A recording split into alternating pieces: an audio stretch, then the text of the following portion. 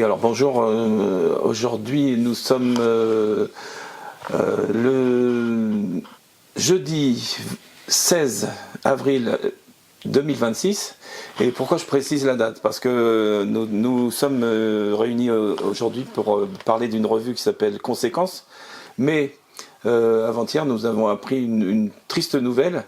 Nous avons appris le décès de Pierre Desnos. Donc nous voulions commencer cette vidéo en lui dédiant la vidéo et puis peut-être me présenter déjà les deux personnes qui sont à l'image. Sébastien Ouette, qu'on connaît sur la chaîne parce qu'il est venu en aide sur certaines vidéos et puis pour ses recueils. Et puis David Duguay aussi, qu'on connaît parce qu'il est venu aussi faire un entretien pour la chaîne. Donc oui, on voulait parler de cette triste nouvelle et peut-être plutôt que de redire des choses à quel point on l'aime et à quel point on l'aimait, j'ai proposé aux deux invités de lire les mots de Pierre Desnos. Donc Sébastien, si tu veux bien commencer. Donc voilà, je vais lire une suite de 3 poèmes qui sont extraits du dernier recueil en date, ou un des derniers recueils en date de Pierre Desnos, qui est intitulé « Et pourtant » chez Arfuyen. Longtemps, de plus en plus. Longtemps, de plus en plus longtemps. Les yeux d'abord, les yeux se ferment. Ils n'ont rien vu déjà hors de ce monde, où nous interrogeons depuis toujours ce qu'ils pressentent. Ils ne le diront pas, à ceux qui ne font que passer au bord des lits. Aucune image au-dessous des paupières ne se divulgue au souffle d'un baiser. Au frôlement des doigts, ils se crispent, ils se nouent, plutôt que de permettre à la terreur de pénétrer.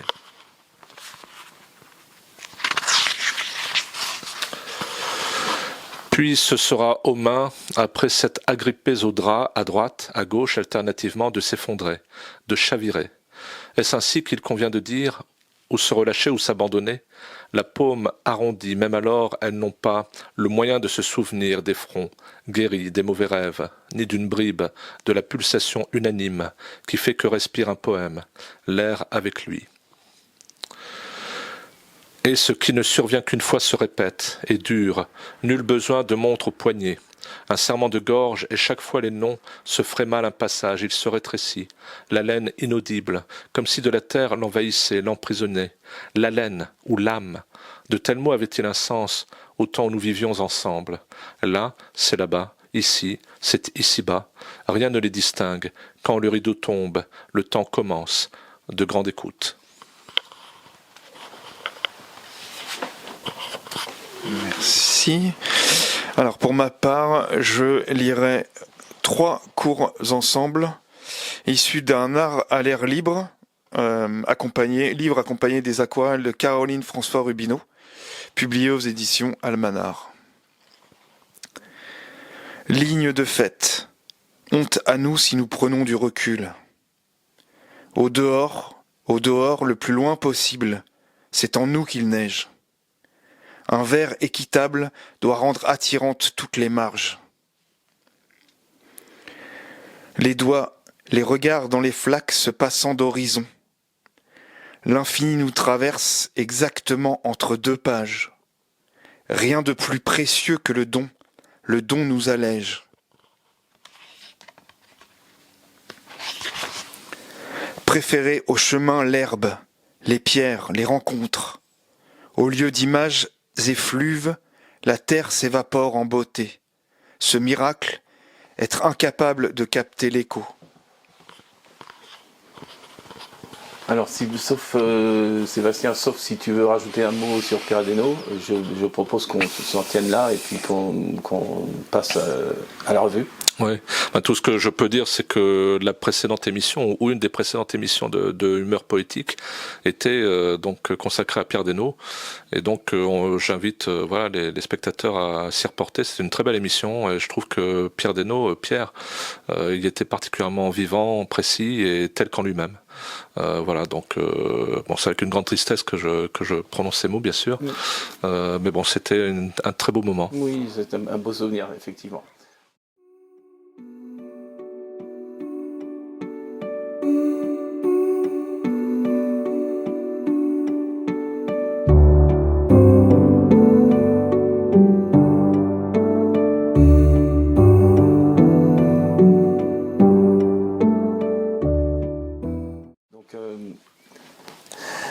Passons à la revue Conséquences. Alors, ce que j'aimerais bien, avant de commencer, c'est que Conséquences, c'est une revue de poésie.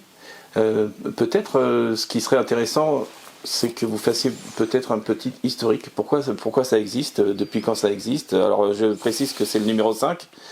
Sous-entendu, ça veut dire qu'il y en a eu 4 avant. Depuis quand, etc. Un petit historique, peut-être, pour présenter la revue.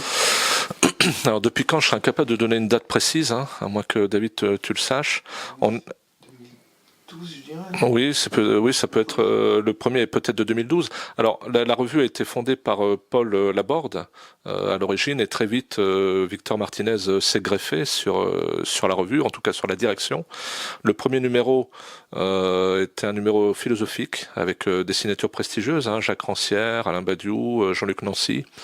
Et dès le numéro 2, que j'ai ici sous les yeux, on a basculé davantage, donc la revue a basculé davantage vers la poésie, avec ce qui la caractérise peut-être, un mélange des voix, une hétérogénéité des voix, mais avec une inspiration centrale, et une hétérogénéité des voix aussi au plan de la nationalité, puisque là on a par exemple André Dubouchet, Bernard Noël, Guy Viard, mais aussi Gamoneda, Blodan Chibek, Chavez, etc. qui publient ou qui sont publiés, puisqu'il y a des inédits dans la revue.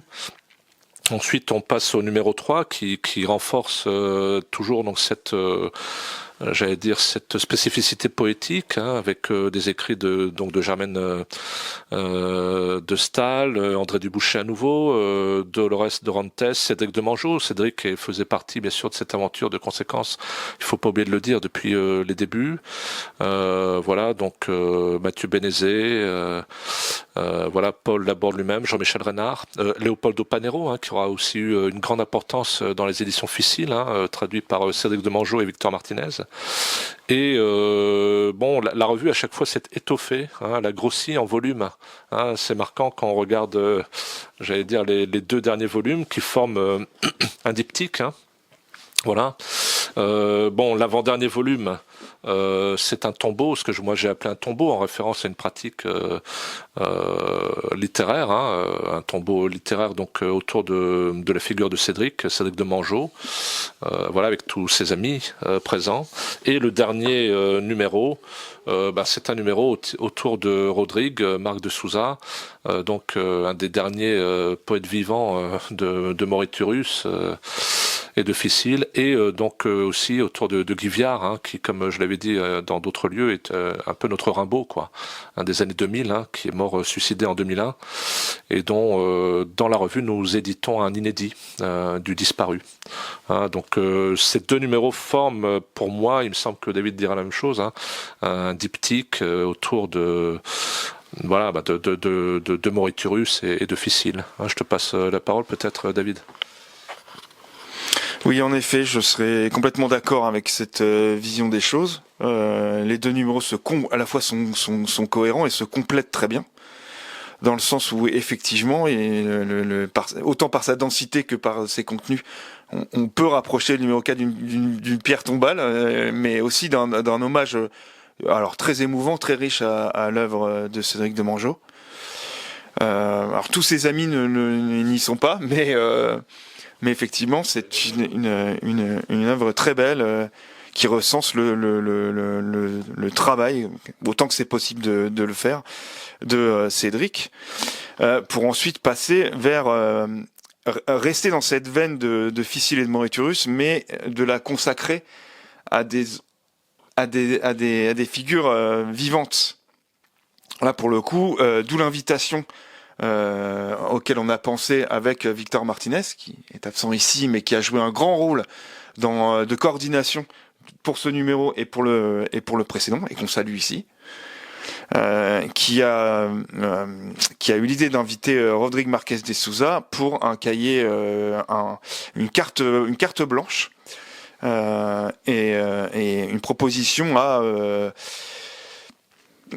ce qu'il était capable ou en mesure de proposer à l'heure actuelle. Alors Je vais peut-être te couper, David. Oui. Alors, je comprends que ce soit évident pour vous, mais peut-être rapidement, ça fait 2-3 fois que vous parlez de Ficile, le lien.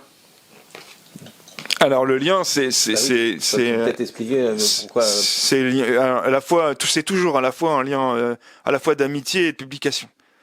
Rodrigue et ainsi que Guivia étaient à l'origine de Moriturus, groupe qui a éclaté à un moment donné pour donner les éditions Ficile. Auteurs qui ont suivi l'aventure avec Cédric et qui ont été publiés très tôt aux éditions Ficile. Et les œuvres principales restent dans le giron de cette maison d'édition. Oui, et c'est d'une aventure collective, on passe à une aventure plutôt solitaire, individuelle,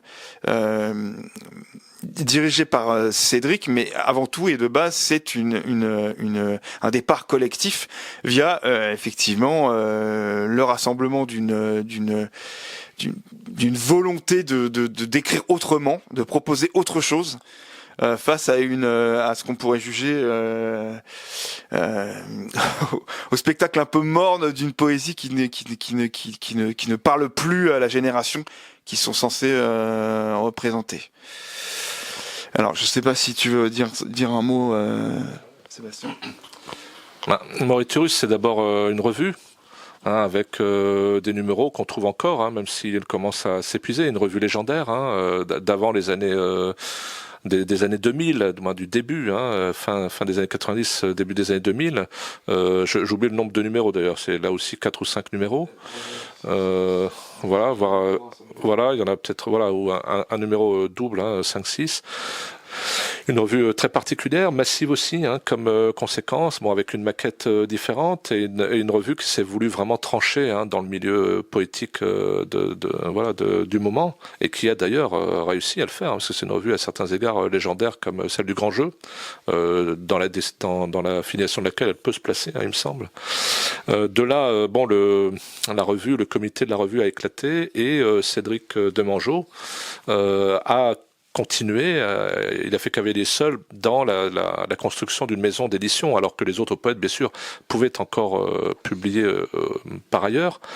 Et donc, il a fondé cette édition Ficile qui a rassemblé un certain nombre de poètes, qui avaient une inspiration commune autour d'un rapport au réel très particulier, qui n'était plus dans la recherche de la présence, comme aurait pu l'être Yves Bonnefoy, Jacques Côté et d'autres, mais plutôt dans l'attestation d'un réel détruit, d'un réel violent, structuré par des rapports d'autorité aliénants.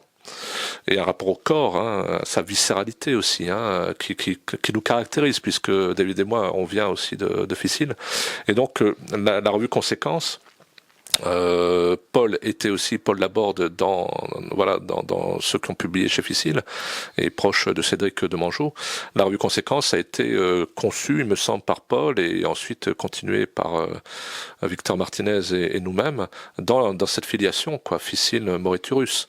Alors bien sûr avec une manière de faire différente, puisque je dirais que moi, la revue Moriturus, je ne sais pas si David serait d'accord avec moi, c'est une revue vraiment d'écrivain. C'est-à-dire, on écrit de la poésie, il y a comme une espèce de chaudron,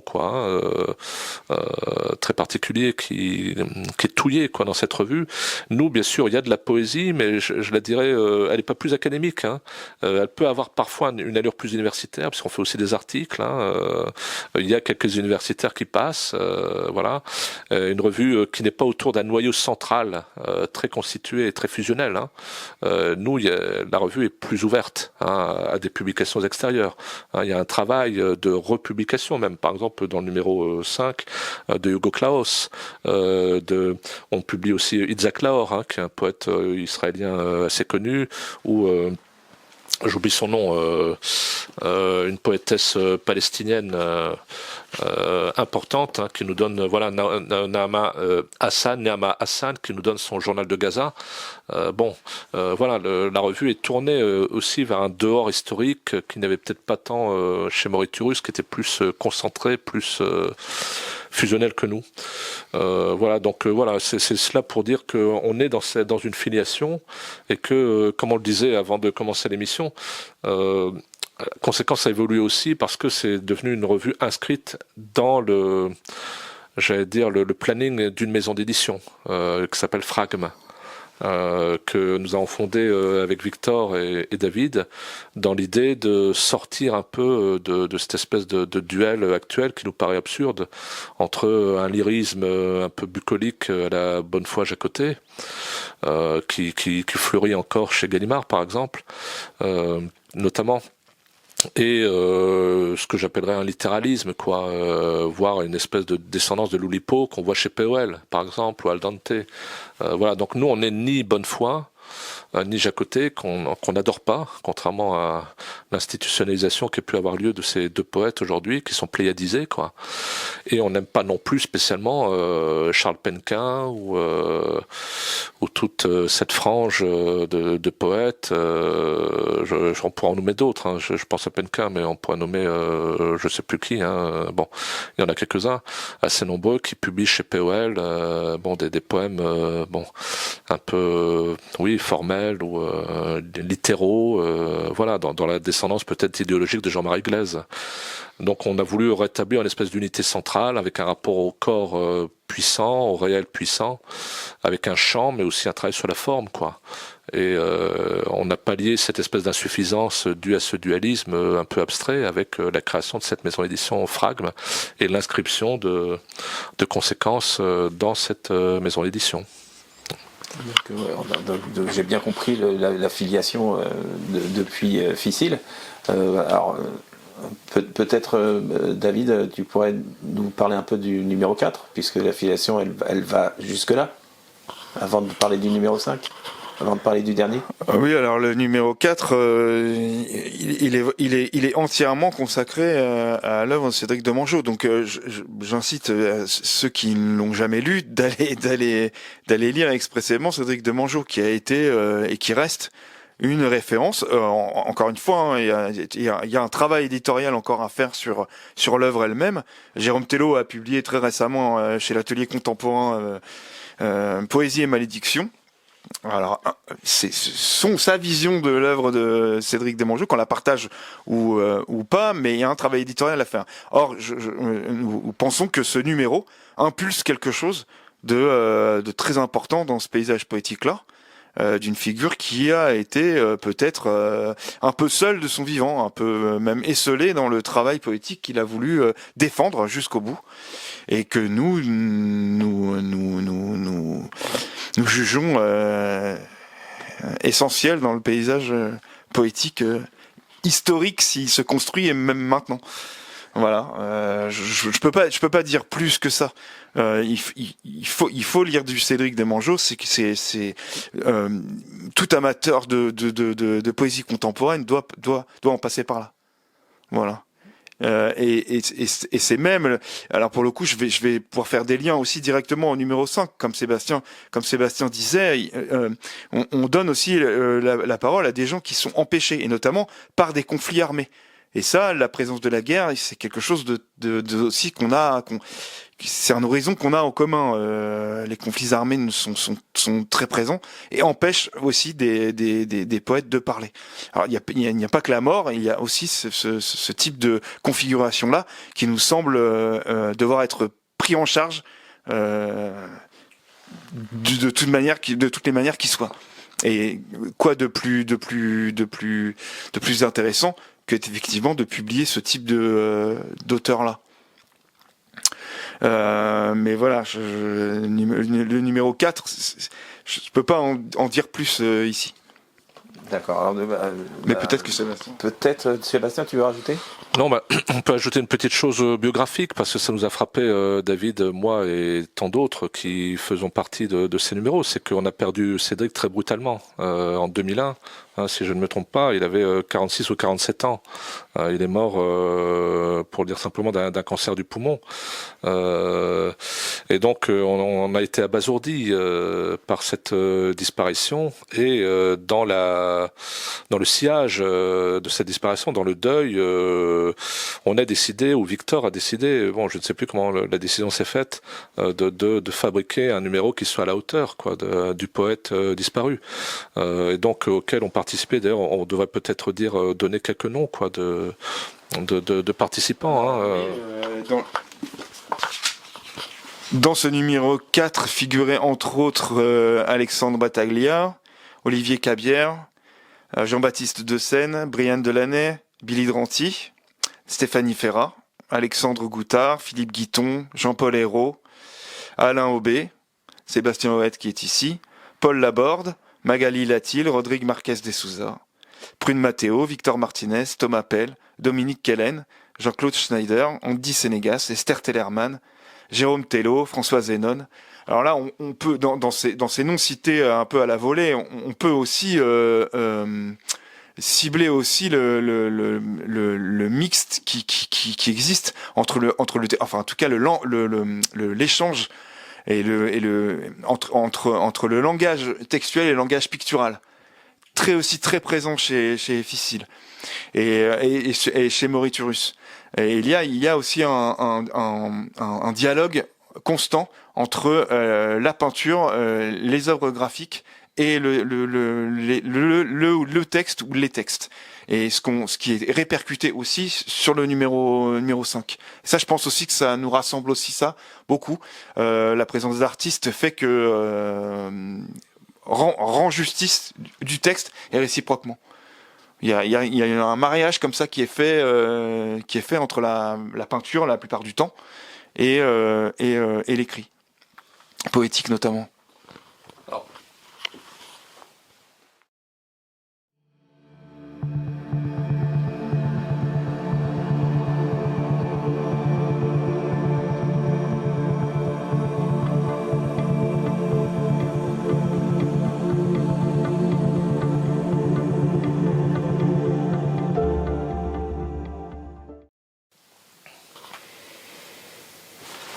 Peut-être que avant de passer aux conséquences numéro 5, David a beaucoup parlé de l'importance de Cédric de Mangeot. Peut-être on pourrait avoir ces mots. Et Sébastien, tu avais une proposition à faire. Oui, alors effectivement, les éditions Fragme ont publié un livre pour l'instant. Bon, c'est le premier, on espère, d'une longue série, qui s'appelle Le Refus et le Vivant, lecture de Cédric de Mangeot. Alors ce livre prend une journée d'études qui a eu lieu autour de l'œuvre de Cédric le 20 mai 2023 au Centre national de poésie de Marseille. Et dans ce petit livre, que je vous conseille, que vous trouvez sur les éditions, sur le site des éditions Fragme, il y a un inédit très beau de Cédric, intitulé Le miroir de l'idiot. Aujourd'hui, je sors, arraché presque entier à la flaque d'un de mes gestes, suis jeté dehors, sous la cloche aux 4 vents.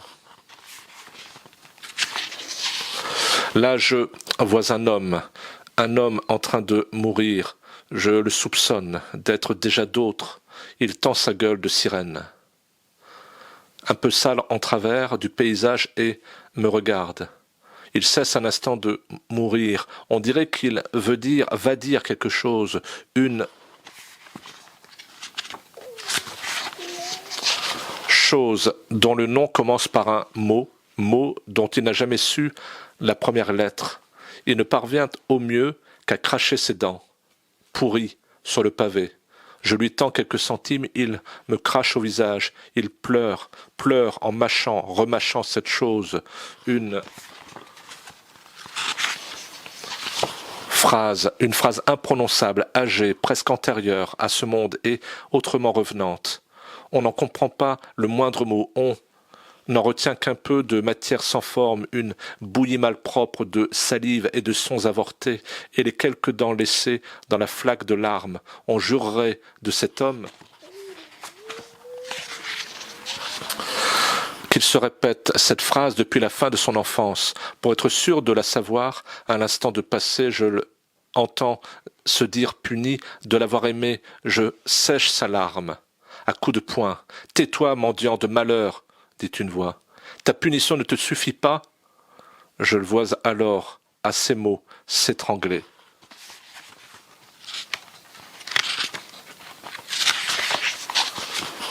De ses propres mains, comme si la voix qui l'injuriait sortait de sa poitrine. Personne ne reconnaîtra plus jamais ton visage, dit encore la voix. Puis la scène se vide, et, depuis ce jour, je ne me reconnais plus.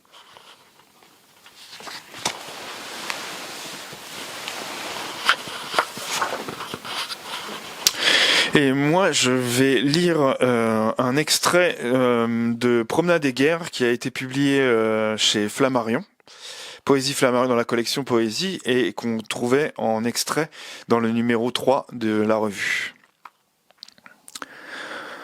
Je connais la tendresse, dit entre deux hoquets la tempe au pilon.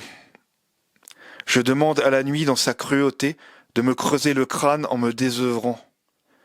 C'est entre nous comme une petite guerre que je me fais clarté d'entretenir, pour mieux la comprendre ou pour faire un trou dans cette peau que nous avons commune et résistante, aux lavements successifs, caresse, leçon, rinçage au noir, comme à ce vieux déchirement d'écrire.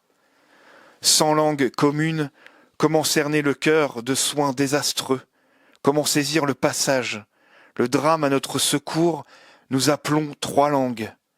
Peut-être 4, aucune n'en sortira indemne. Ici, no veut dire oui.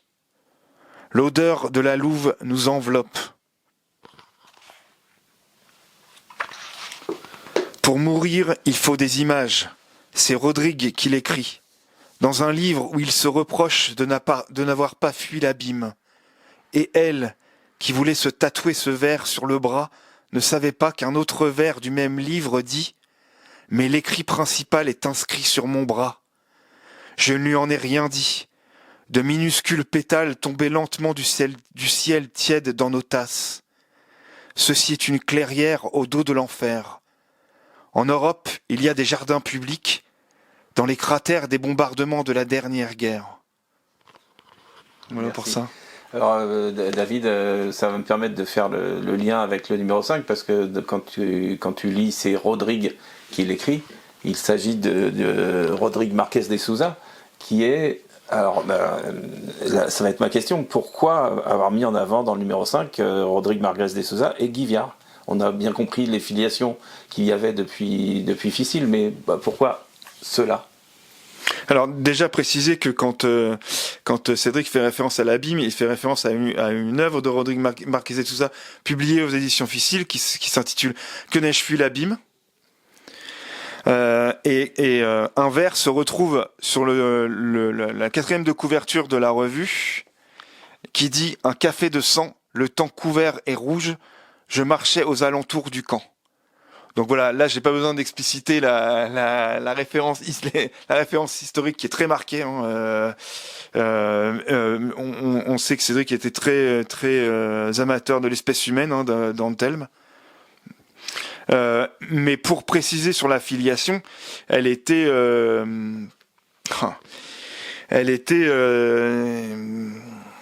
très naturelle dans le sens où nous voulions, par l'hommage, rendre aussi hommage aux vivants.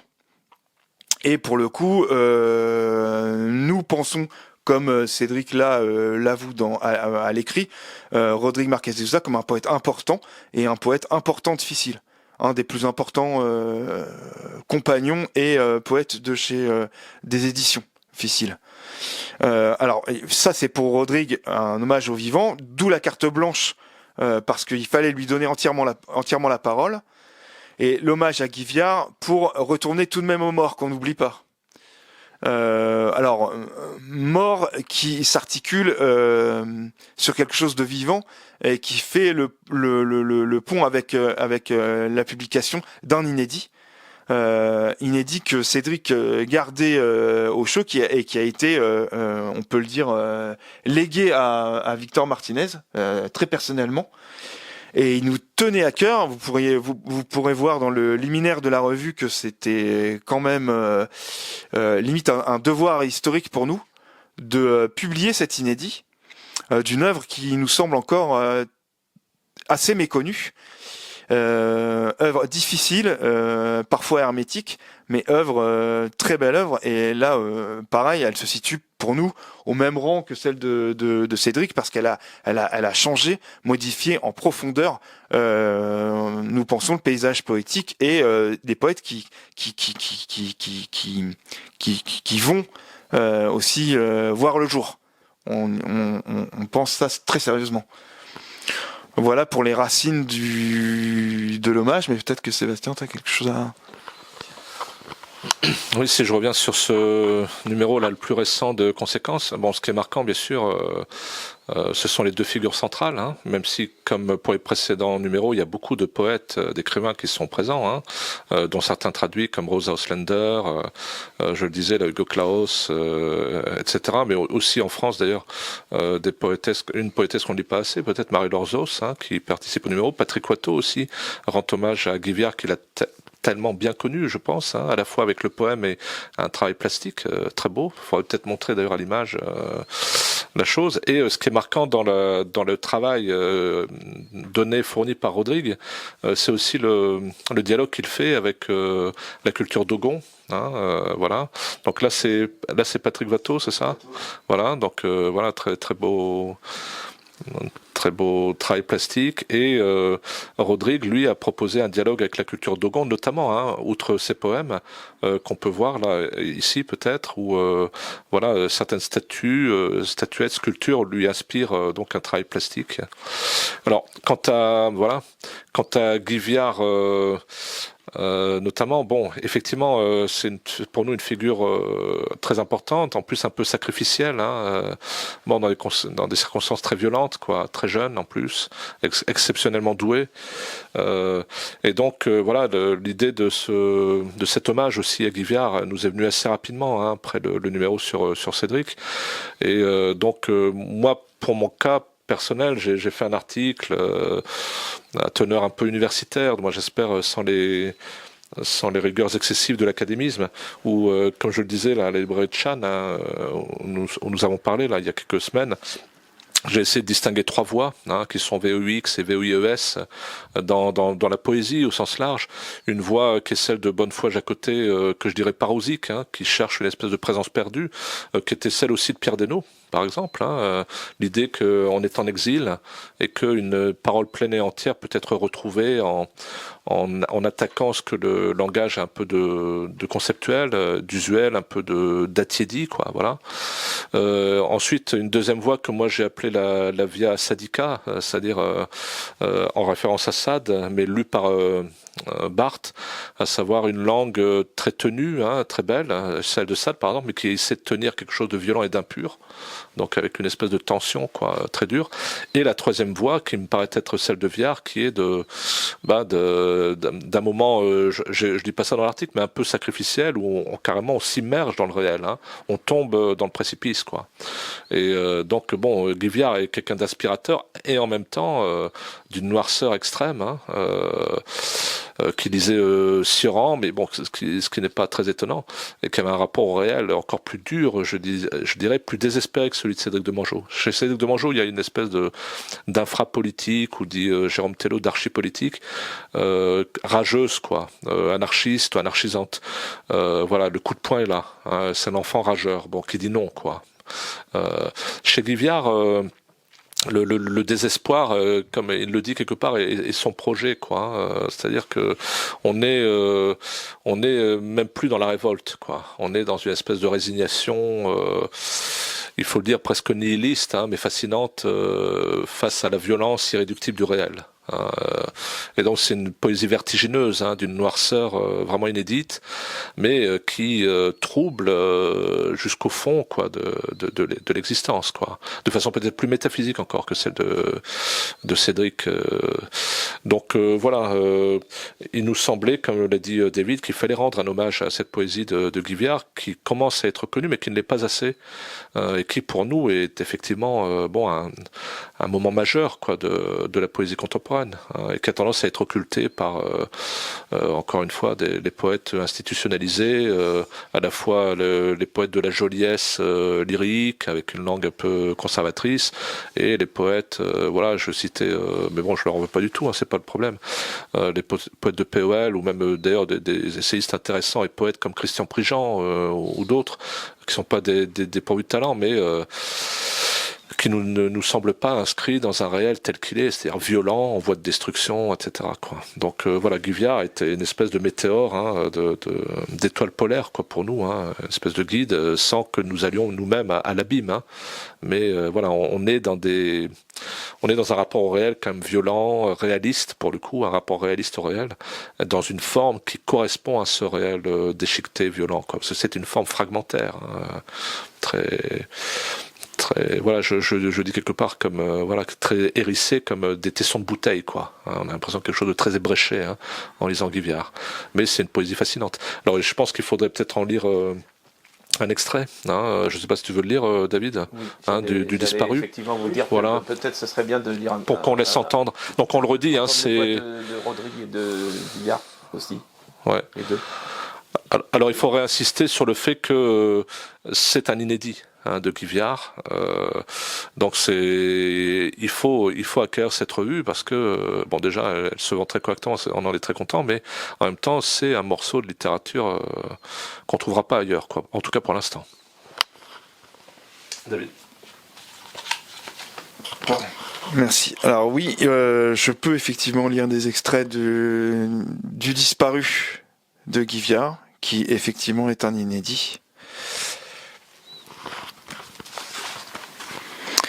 Il faut dans sa langue saillir, sculpter bandant le bois du nom, et ceindre l'aparté à tâtons, et à tâtons l'effondrement, la vache haletante et profonde.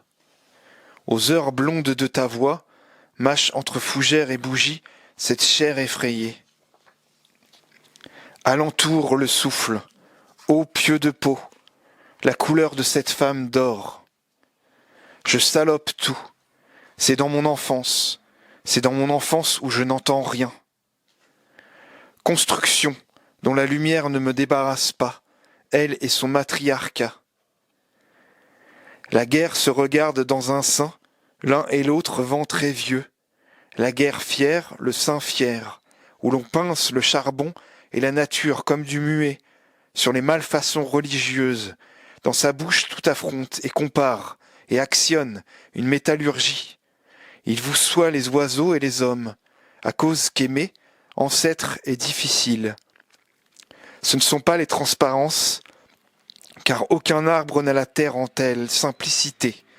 Il ne procède d'aucun nuage sa parole, si par parole il a vent de ce qui lui par le fruit, car est le fruit la solitude qui quitte le torrent. Et lorsque secrètement il neige, cela envahit le pubis. Comme dans la prière montent les étoiles sanglantes, comme dans la prairie que nous déformons telles des choses et des feuilles.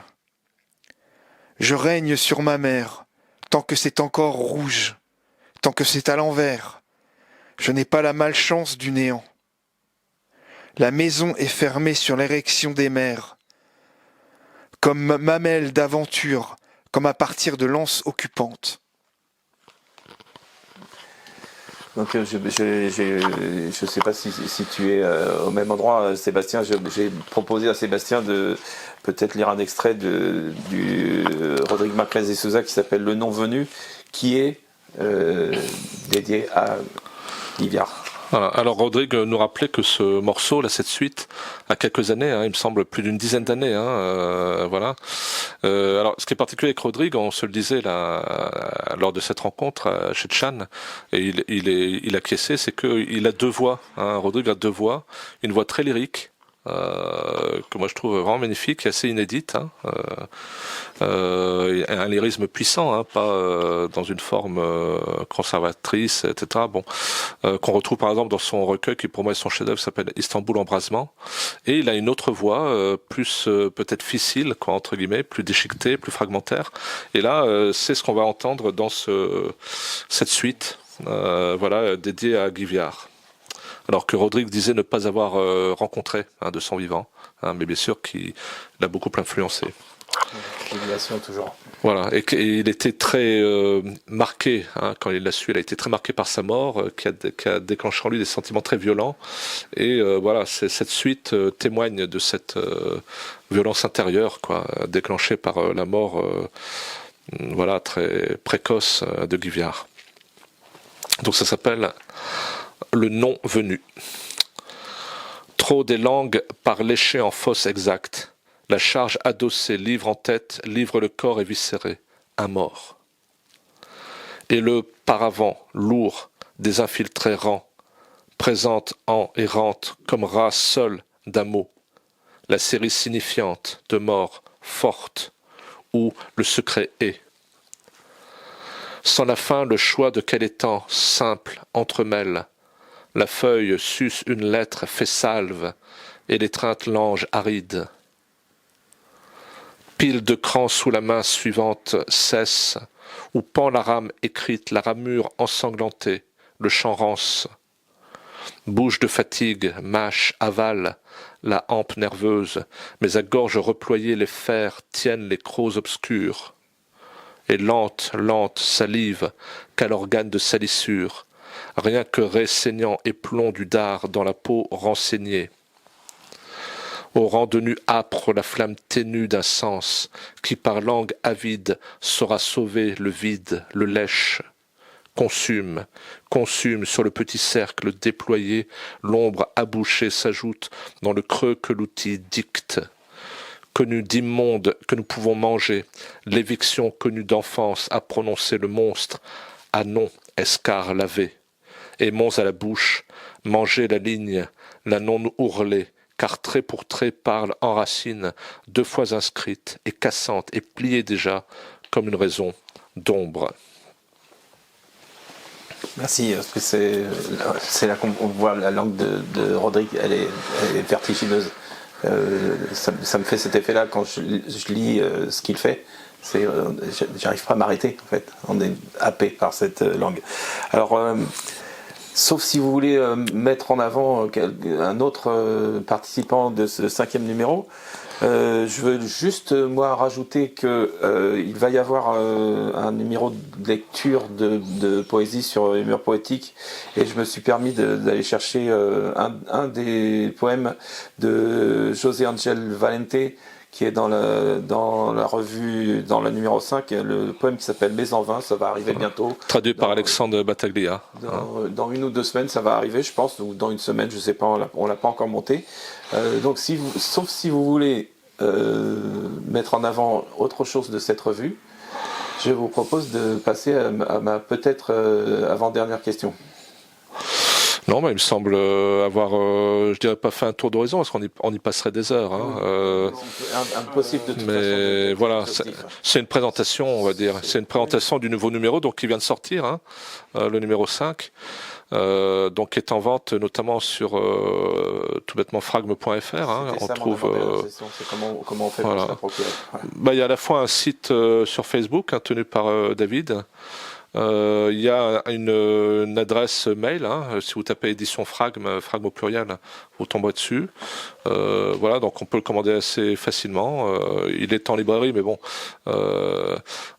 bon, c'est une très très belle revue. Je le dis souvent en plaisantant, mais je pense que c'est vrai, c'est la plus belle revue de poésie de France, avec de très beaux travaux plastiques à l'intérieur, mais peu distribué parce que aussi tiré à peu d'exemplaires. C'est une revue luxueuse au sens où elle n'est pas faite pour être rentable. Hein. Donc elle se vend essentiellement par correspondance. Voilà. Mais je pense qu'elle est en train, on le mesurera plus tard certainement, elle est en train de marquer quelque chose, hein, dans le champ littéraire, dans le champ politique contemporain. Je dirais la preuve en est la diversité des voix qu'on peut faire entendre, et des poètes qui nous rejoignent volontiers quand on leur demande de participer au numéro. Hein. On n'a pas trop de difficultés à recruter entre guillemets des plumes, hein, déjà connues, reconnues, ou qu'ils sont moins, qui sentent bien qu'on est dans quelque chose d'extrêmement sérieux et je ne sais pas comment dire ça, d'intense, quoi. Il y a une intensité, hein, qui est aussi la marque de fabrique d'ailleurs de Mauritius, Ficile et de conséquence. Ce sont des poètes, voilà. Je caricature peut-être trop, mais il existe, hein, le champ de bataille entre guillemets éditorial de la poésie française entre le lyrisme, un certain lyrisme, hein, parce que nous on n'est pas du tout contre, hein, et un certain littéralisme en France, mais ce qui nous réunit depuis qu'on connaît Cédric, c'est une forme d'intensité existentielle. Voilà, c'est la poésie que nous écrivons, que nous essayons d'écrire, celle dont on se réclame, c'est une poésie qui manifeste l'existence dans son intensité. Alors une intensité à la fois positive, lyrique, celle de Rodrigue à certains moments, par exemple, amoureuse, voilà, mais aussi extrêmement négative, voire nihiliste, parce qu'il y a un certain nihilisme qui n'est pas à rejeter, qui correspond à une nihilité, une espèce de néant des temps actuels, quoi. Et donc qui est là dans la violence même voilà, du vers que je dirais ficilien entre guillemets, quoi. Et donc voilà, nous on essaie de redoubler cette intensité, quoi. Voilà, c'est notre marque de fabrique ou notre voix dans la double orthographe, quoi. Je sais pas si j'ai bien dit les choses. Oui, oui. Oui, je suis tout à fait d'accord avec ça. Néanmoins, j'aurais aimé préciser que, effectivement, dans cette première partie de la revue consacrée à Rodrigue, comme c'est une carte blanche, il y aussi donne voix à des peintres qu'il ne faut pas oublier. Il est peintre lui-même, artiste lui-même. Il a cette double voix aussi. Pas que dans le texte, il a aussi ce recours à la peinture et à l'art qui fait que c'est un ancien et un long compagnonnage auquel il a rendu justice dans cette carte blanche. Voilà. J'aurais juste aimé lire, s'il était possible, un extrait d'une poétesse inconnue en France, si je peux me permettre, qui s'appelle Lair Bilbao, qui a été traduite par Victor Martinez précisément, ce qui fait que voilà, il sera présent aussi avec nous. Et si je peux, voilà. Court passage sur qui représente un ensemble dont le sujet est l'accouchement et la naissance. Tu enfantes à nouveau. Tu ouvres les jambes comme s'ouvrent les cages. Et humide, il se montre avec le frémissement de qui naît son destin. Tu l'entoures d'un lange, tu te laves avec la salive et le peignes avec les doigts. Tes mains sont son nid. Tu l'approvisionneras de ce qu'on nomme nourriture, protection, amour. Tu te donneras avec l'étreinte d'un arbre. Un jour il atteindra le bord des ramures et il se donnera à l'air avec l'étonnement de qui ne sait son destin. Il apprendra à tomber. Deuxième partie, se brise la coquille. Un cri fait irruption qui ne sait se taire. La mère cherche insectes et vers, elle laisse dans le nid une plume, et la chaleur qui aime fuir. Pour naître, il est nécessaire que casse tout un monde.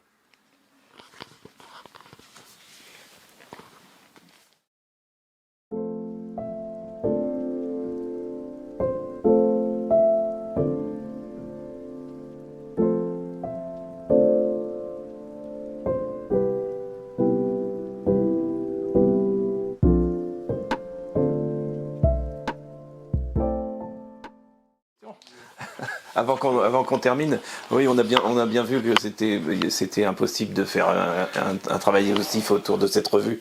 Il y a beaucoup de choses dedans, donc je pense qu'il faut aller y voir. Peut-être ma dernière question, sauf si après vous avez quelque chose à rajouter par rapport à ça.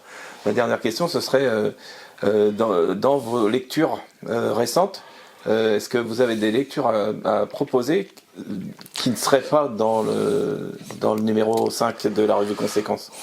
Ah oui, alors là, oui, ça tombe plutôt bien, parce que dernièrement, je lis, alors est-ce que je vais le retrouver là, quelque part sur cette table? Je lis, ah ben voilà, il est là. Hop, je lis un romantique qu'on classe dans les petits romantiques ou les petits maîtres de façon très condescendante et que je trouve vraiment important, qui s'appelle Alphonse Rab. Voilà, Alphonse Rab, album d'un pessimiste.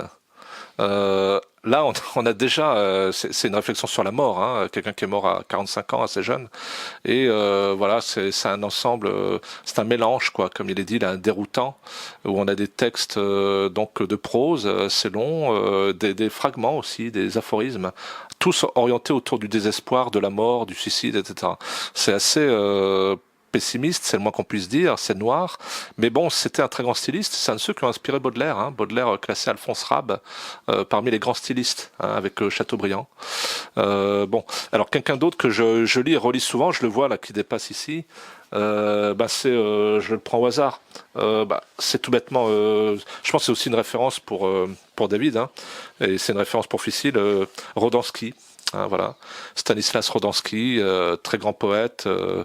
Voilà, là ici réédité à l'Arachnoïde, hein, qui est une très belle maison d'édition, qui était un peu une cousine, on va dire, de Ficile.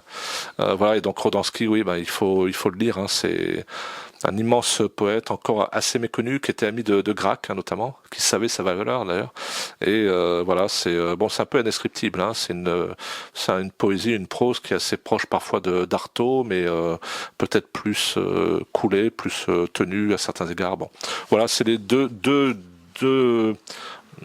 recommandations que je pourrais faire parmi d'autres. Hein. Oui, Pilinski d'ailleurs. Oui, je vois ça là sur la table là devant toi, Franck. János Pilinski, effectivement, qui est un des grands poètes hongrois méconnu, très peu traduit en France.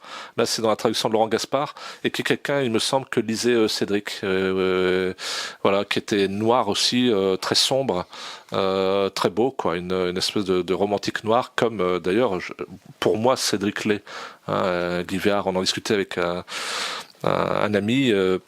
Il me semble qu'à certains égards, Moriturus, Ficile, etc., peut-être même nous sommes dans une espèce de descendance romantique. Et donc Pilinski, je pense à lui puisque la Hongrie a changé enfin de président. Pilinski, c'est quelqu'un qu'il faut lire, hein, le titre, même dans l'obscurité. Hein, je pense que c'est à peu près le seul recueil qu'on puisse trouver en France. Voilà. Alors moi en ce moment franchement j'ai pas de, alors je sais que Patrick Watteau vient de sortir mais je le cite parce que là c'est quelque chose, il nous a rendu quelque chose de particulier en termes d'hommage. Donc là je sais que au Cadran Ligné un dernier livre de Patrick Watteau c'est Cœur failli, c'est ça. Alors faut aller lire hein, du Patrick Watteau.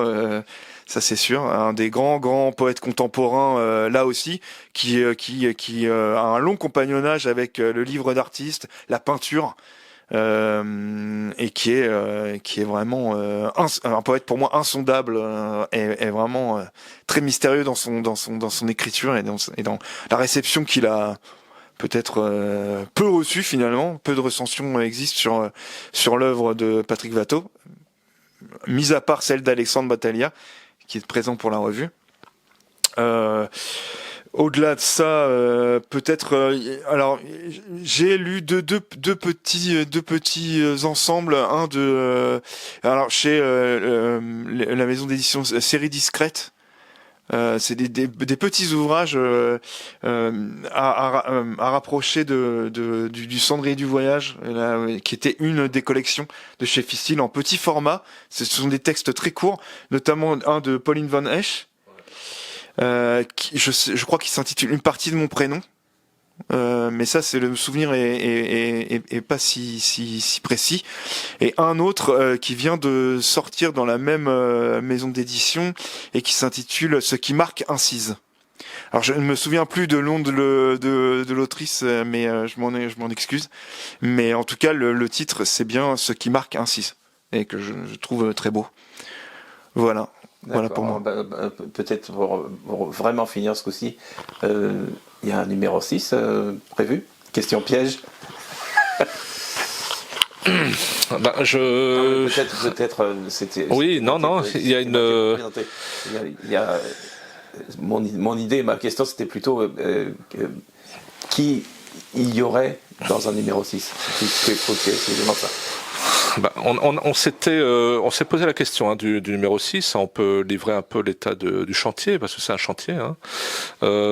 Savoir si on continue la revue sous sa forme actuelle, y compris sous son nom. J'en ai parlé avec Paul Laborde et David d'ailleurs, et Victor Martinez, il y a peu. Moi, il m'a semblé qu'on était tous ouverts à un changement. Il est possible aussi qu'on décide d'opérer ce changement après un numéro 6, qui serait encore un peu dans la lignée de conséquences. Alors moi, j'avoue que je pense qu'on est plusieurs à avoir l'idée peut-être d'inviter Patrick Watteau, une carte blanche. Moi, c'est quelque chose qui me plairait, c'est un projet qui me plairait beaucoup. Alors, il faut voir si l'intéressé serait d'accord. Mais bon, on a beaucoup d'idées là-dessus. Voilà, de toute façon, on met du temps à fabriquer un numéro. Entre le moment où on décide du projet dans sa précision et la réalisation même du projet en question, il y a au moins 2 ans, voire 3 qui s'écoulent. Donc là, on a le temps de voir venir. Mais je pense que là, on s'est dit qu'on allait essayer quand même de définir un projet assez précis dans les mois qui viennent, quoi. Mais à mon sens, je pense que David est d'accord avec moi, on n'en a pas fini avec la revue, conséquence ou une autre, et en tout cas les éditions Fragme. Est-ce qu'il ne faut pas oublier que derrière tout ça, il y a les éditions Fragme.